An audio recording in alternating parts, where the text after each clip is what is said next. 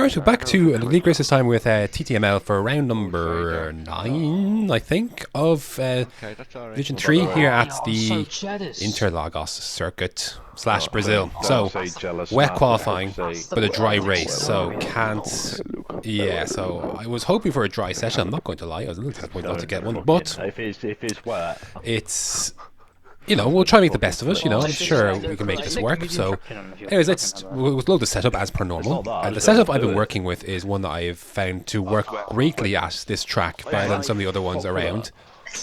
Aptly named Brazil 2 Mash, so again, thank you Matthew for the inspiration. I tweaked it slightly, but anyways, I did one run, and then did another, went into the pits, another run, fueled out.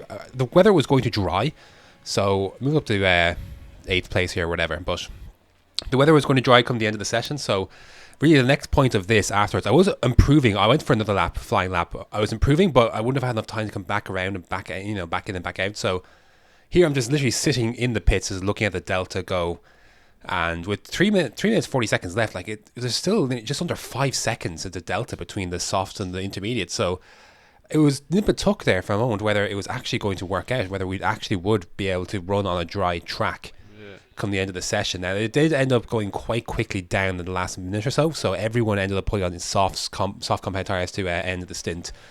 But it's very slippy out there, so I got ahead. Look at the queue, look at the massive queue down there. There's not a lot of time left, but this is my flying lap.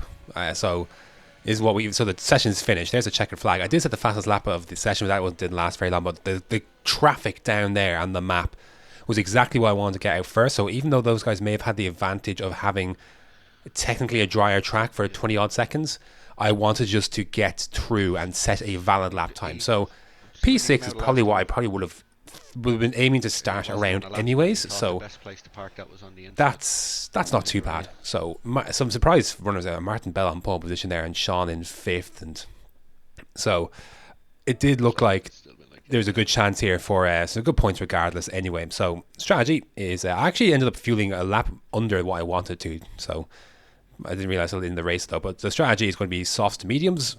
It's fairly simple. You go to lap 14, 15, and then mediums will go to the end. Even if they get past 60%, that is a-okay.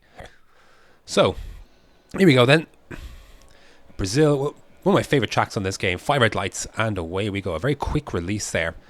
So, but a good start nevertheless though. Under no real pressure heading down towards turn 1. Although someone tried to have a little look. I think that was Tom. I left at the space, and but I have the inside then for turn 2, and then we're able to just get away. So good start, holding position. That's all I can really ask for. I'm going to try and see if I can dip into the slipstream behind, but I end up just quickly bailing on the overtake. I was under no pressure behind, so just take it nice and easy. Just settle into the race. Again, this is where I realised, oh shit, I've not selected the fuel I wanted. So, oh well. But we'll try and make do as we go round through sector 2. Nice and easy into this corner. Some people like to lunge down into that corner, especially when you're taking into account the braking of another car in front. So it can be one where people kind of sneak down the inside. So it's we try to avoid that as best as we can. A bit of commotion happening behind, but we carry on. And I'm not sure why I left all this lap in, to be honest. Not a whole lot going on, but yeah, whole position at least. So can't complain at that, but soon push is going to come to shove, and we'll have to try and get a move on some of these on some of this track position. So yeah, just settling in now, and lap number 2 is in, or lap number 1 is in the books. Here's speaking lap 2. My teammate, I believe, has an incident. He's out of the race, and at this point the safety car is deployed. This changes nothing, only I get to save some fuel. So not obviously I'm upset that my teammate's out, but not at him, of course, but I'm sad for him. But yeah, nothing really changes here, just into lean, and we'll kind of just go from there. The safety car coming in, lap number 4. It looked like that we were going there, but that wasn't the case. Anyways, you get back up to speed. It wasn't the greatest restart, but I wasn't under any pressure behind either from Joke, and then Tom's back there too. So yeah, holding station on lap 5, heading on to lap 5 now. So just again, long race. I have to wait again for the DRS to kind of get into effect. So we'll just have to wait for that. Lap 5. Martin Bell goes off the circuit, and just nip to the right hand side. That is up a position, so that's unfortunate for him. He was the pole sitter, of course. So, but that's a place made, and we can try and kick on from here. So this the traction zone here is really important. Get a good run out of that corner, and it's likely that you're not going to be under any immediate pressure. But the ERS, you know, for some reason people struggled a lot with the ERS here. At lap 8, the big problem with this first stint is that Sean here has dropped out of DRS range. So the front group are getting away. So I'm desperately looking for a way to get by, because now the fact that they're already out of DRS is huge trouble. It means we're likely never catching those guys at the front unless we get another safety car. So now it's important, as I'm the first one behind in this train, there's a lot of cars behind, I need to make this move. So I had to spend more ERS than I would have wanted to, but this was an important move to make. I need to get this done. Down the inside into turn number 4. Bit of contact. I'm going to try use as much ERS as I can, and now I'm in front, so I'll just move over and boom. We take P4 there, but a big move to make. The problem is now I need to be able to stretch away by the end of the lap, and I was able to, thankfully. See, Sean's right behind, so I was able to stretch away that, even though with DRS he wasn't able to get by, but a bit of a moment there. But again, I'm now the car in front, so I don't have any DRS, so I have to use more energy than these guys behind, because I don't have that DRS that the front guys have. And then obviously the front guys, they're all pulling each other along essentially, so you know, there's nothing I can do, and now I'm at the front of this train. So now I'm at a very, very different race now, and there's a lot of guys behind us. Look at the track, look at the map there. There's a lot of cars, so difficult to soak this pressure at the start. The tires started to go a bit there. I missed my apexes there a bit. So, but you know, I live for this pressure. You know, just kidding. It was tough to absorb though, but we did eventually absorb it and pull away from those guys. In lap 15, I extended the stint a lap longer just because I knew with the safety car we could go a bit further with that first stint. So we go into the pits. It'll be a set of the medium compound tyres to go onto the car. So happy days. Anyways, out we come. And we are going to emerge just in front of David here for P12. I wasn't sure how close he was, but there he is. So as he's a bit overtaking out of the pits.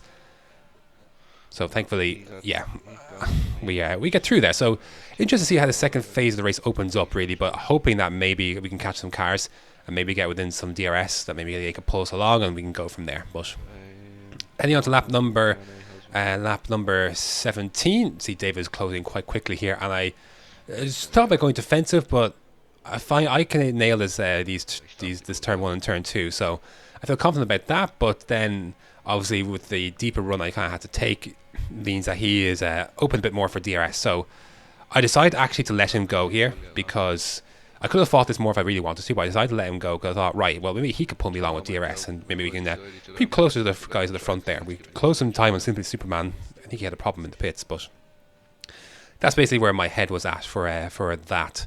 Lap number 19, heading on to lap 20. I believe there's a spinner in front. I think that's Steph. And literally, just like it was in Singapore as well, and not with Steph, of course, but just in general, we join just behind where we can't quite overtake. However, I'm going to try and go for this anyway, because I don't want to try and... I'm not here to sit around, really. Risky stuff there. I could have easily had my wheel pinch there, and would have been my fault. So, put me into the clutches of Tom just a bit, who's got a penalty, but... I go defensive, then trying to defend from Tom. I had some ERS. I was able to save some ERS between breaking out of Sean's DRS and the pit stop. So, whereas I think Tom was basically had no ERS from this point onwards. So I had everything I needed to respond with. If in addition to having DRS as well, which is keeping me nice and safe as we head on to lap number 22. Some guys into the pits. Guys coming on from the mediums onto the softs. So they're going to be threats as Steph then puts around David. And gets a poor run out of turn 2 and turn 3, and he doesn't have DRS now because he obviously just punted the car out of the way with the DRS. So through we go, and all of a sudden we're up into 4th place and by Steph. But I realised that probably wouldn't be able to hold this advantage for too long. But again, not too upset, because maybe Steph can possibly maybe pull me along. So that's hopefully where we're at, and there's a big gaggle of cars about to enter the fray now, especially with these guys in the softs. They're going to make time up on this stint. It's going to be... We're basically like I say I'm leading basically the Class B of the field essentially with the way this race is falling with the DRS and that kind of thing, where the front guys just pulled away. So like Funky Chicken and AMG. So AMG is going to be coming through on softs as well. So he'll be one to watch come the second part of this race. I don't know why I left this in. For what reason, I don't know. But anyways, Steph is going to come though. And nothing I really do about this, so I'll just let him go. See, I'll just file into turn 1 behind him. And we'll let him pulse along with DRS there. Again, I've got Thomas right there as well, so I'm conscious of that. But I've got enough straight line speed and ERS to fight with anything I need, basically. And enough fuel from the safety car. So we're in good shape.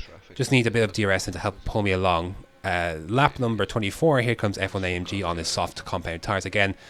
Same story, just let him go by and then he'll be able to pull me along with DRS, and then by the time maybe he's fighting the car in front, then perhaps that car, I'll be able to get back moving in DRS, and then we can kind of go from there. That's basically what this whole race is.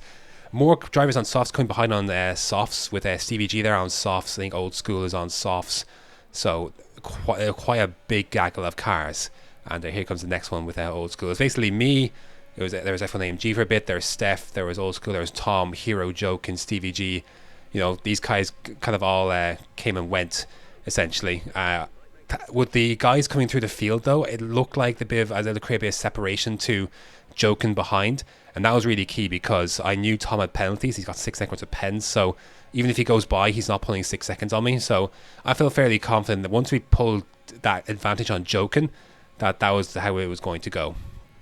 At lap number 33, Steph has been passed by his teammate, and crucially, he's going to get himself a 3-second penalty right there. And I've been able to keep within his DRS, but now he's got 3-second penalties, and that's another position possibly we're gaining now. There's only a few laps left to go. So, yeah, we are looking in a good spot here for a P5 finish. So let's keep at it. This was, however, was when Steph decided to, I don't know, like he pushed on. He just about broke DRS then, which for the first time in a long time left me very vulnerable to Tom behind, who had DRS, and I'm running low on ERS now myself.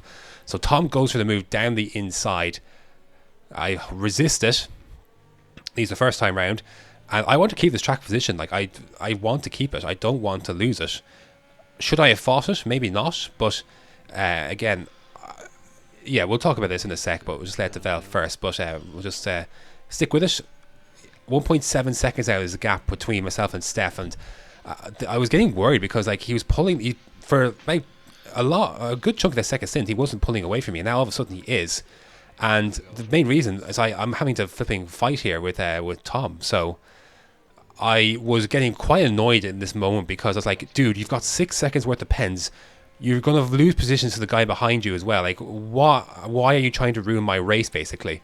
I know that's not his intention to ruin my race, but and I say ruin as in like I'm trying to get P5 here, and this battling is costing me. And I don't know, if it was me, like I'd accept unless I'm like 2 seconds lap faster, I'd accept the fact that I've got pens. I wouldn't try and get in the way in the front, like so. Anyways, Tom eventually got through, and I just was able to stick within his DRS, and the gap was coming down a little bit now that it was in his DRS. So, one more lap to go, and the gap is 2.6. It's going to be nip and tuck. Like it's going to be very, very tight between me and Steph. I was annoyed at Tom when he did this. Like in this moment in the race, I was really annoyed because again I just didn't see why he would bother fighting when he's got those pens. Anyways, checker flag is out, just about squeezed through ahead of Steph on track. He did end up getting a post-race penalty for that. Post-race penalty for that incident with David anyway, but it was good to get that done on track regardless. So it's a P5 in the end. A good result. We're only 6 seconds off the win. I do think if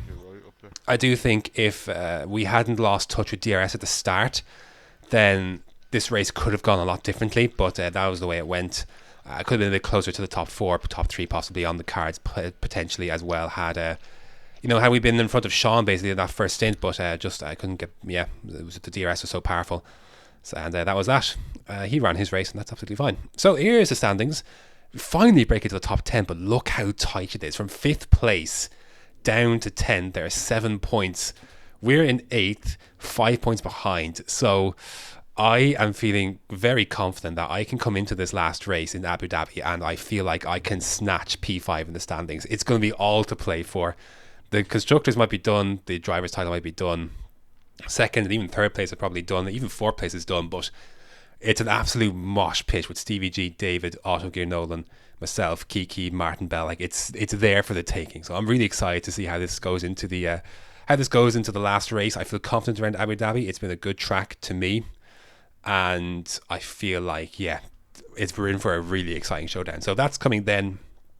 Thank you so much for watching, and until next time.